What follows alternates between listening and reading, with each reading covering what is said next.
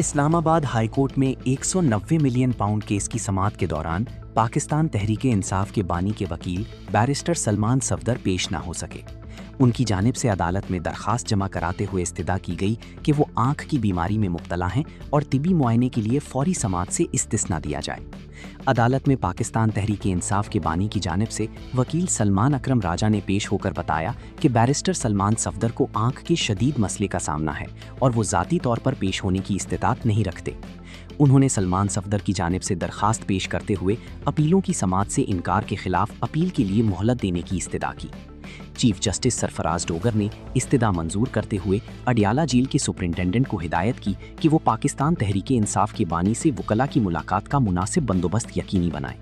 Chief justice نے واضح کیا کہ اگلی بار بانی اور بشرا بی بی کے وکلاء ضرور پیش ہوں۔